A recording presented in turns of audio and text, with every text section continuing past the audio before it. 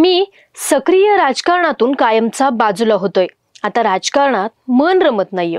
बरोबर 1 वर्षापूर्वी निलेश राणे यांनी हे ट्विट केलं होतं आणि राजकारणातून संन्यास घेण्याची घोषणा केली होती। पण मागच्या 1 वर्षात रत्नागिरी सिंधुदुर्गच्या राजकारणामध्ये बऱ्याच घडामोडी घडल्या आणि आता निलेश राणे हे शिंदे यांच्या शिवसेनेत प्रवेश करणार आहेत। पण निलेश राणे यांच्या शिवसेनेत जाण्यामुळे कोकणातली राजकीय समीकरणे कशी बदलणार आहेत हे बघणं फार महत्त्वाचं ठरणार आहे। निलेश राणे यांच्या शिवसेना प्रवेशामुळे रत्नागिरी आणि सिंधुदुर्ग जिल्ह्यामध्ये राजकीय वर्चस्व कोणाचं राहणार?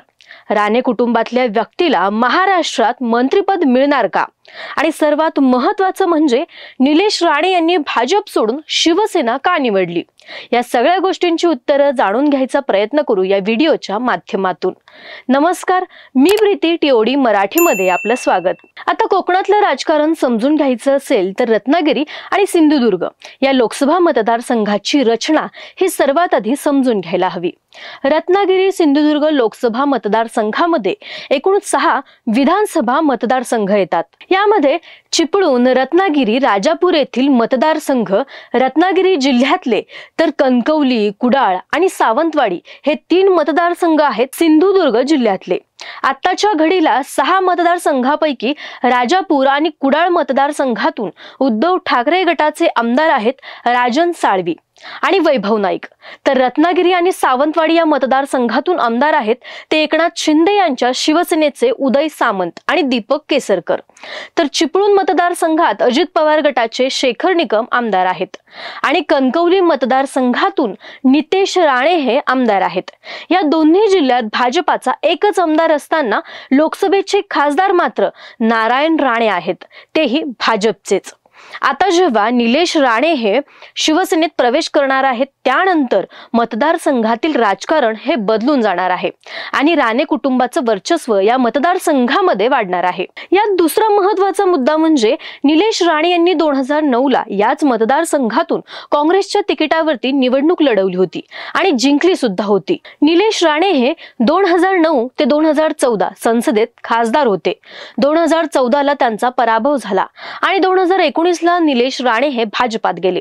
आता पुन्हा शिवसेनेत प्रवेश केल्यानंतर 19 वर्षांनी निलेश राणे हे त्यांच्या स्वगृही परतणार आहेत।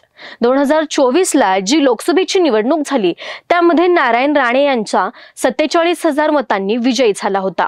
या 47,000 मतांपैकी 27,000चे मताधिक्य त्यांना कुडाळ मधून मिळाले होते। कुडाळ मतदारसंघाचे आमदार वैभव नाईक जरी असले तरी देखील नितेश राणे यांनी या मतदारसंघातून नारायण राणे यांना 27,000चे मताधिक्य मिळवून दिले आणि एक प्रकारे त्यांची ताकद मतदारसंघामध्ये दाखवून दिली।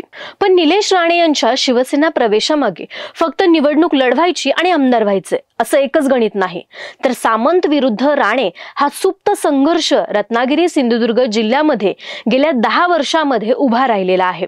लोकसभेला उदय सामंत यांचे भाऊ किरण सामंत यांनी जोरदार तयारी केली होती, पण नारायण राणे हे निवडणुकीला उभे राहिल्यामुळे किरण सामंत यांना माघार घ्यावी लागली। आता एकनाथ शिंदे यांनी जी नुकतीच यादी जाहीर केली त्यामध्ये किरण सामंत यांना राजापूर विधानसभा मतदारसंघातून तिकीट देण्यात आले। त्यामुळे आता यंदा कोकणाच्या निवडणुकांमध्ये 2 सामंत बंधू आणि 2 राणे बंधू हे निवडणुकीच्या मैदानात असणार आहेत। एक प्रकारे निलेश राणे यांच्या शिवसेना प्रवेशामुळे सामंत यांच्या राजकीय वर्चस्वाला शह देण्याचा प्रयत्न हा राणे कुटुंबियांकडून करण्यात आलाय असं मानलं जातंय। आता या सगळ्यात एक प्रश्न विचारला जातोय, तो म्हणजे निलेश राणे यांनी शिवसेनेत प्रवेश करून निवडणूक लढवण्याचा विचार का केला? याबाबत ही अनेक प्रमुख कारणं दिसून येतात। ते म्हणजे भाजपमधून निलेश राणे यांना तिकीट मिळणं अवघड होतं, कारण याआधीच भाजपाने नारायण राणे यांना खासदार केलं। नितेश राणे यांना कणकवलीतून पुन्हा एकदा तिकीट मिळेल, त्यामुळे एकाच घरात 3 तिकीटं देणं हे भाजपच्या संस्कृतीत बसत नाही असं भाजपकडून सांगण्यात आलंय। तर दुसरा मुद्दा असा येतो तो म्हणजे की भाजपाचे पालकमंत्री रवींद्र चव्हाण यांचं आणि निलेश राणे यांचं जमत नाही, त्यामुळे या राजकारणाला कंटाळून देखील निलेश राणे यांनी शिवसेनेत प्रवेशाचा पर्याय निवडलेला असावा। आणि तिसरीकडे शिवसेनेचा जर विचार केला तर एकनाथ शिंदे यांच्याकडे आत्ताच्या घडीला आक्रमक नेता नाही। निलेश राणे यांच्या रूपाने कोकणातला एक आक्रमक आक्रमक चेहरा शिंदे यांना मिळाला आहे। याशिवाय ठाकरे यांना उत्तर द्यायला देखील एकनाथ शिंदे यांच्याकडे आता हुकुमी एक्का तयार झालाय।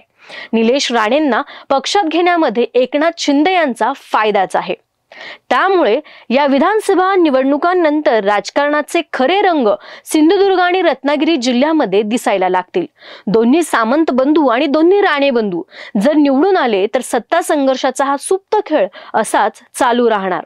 या सर्व घडामोडींवर आणि निलेश राणे यांच्या शिवसेना प्रवेशाबद्दल तुम्हाला काय वाटतं हे आम्हाला कमेंटमध्ये नक्की कळवा।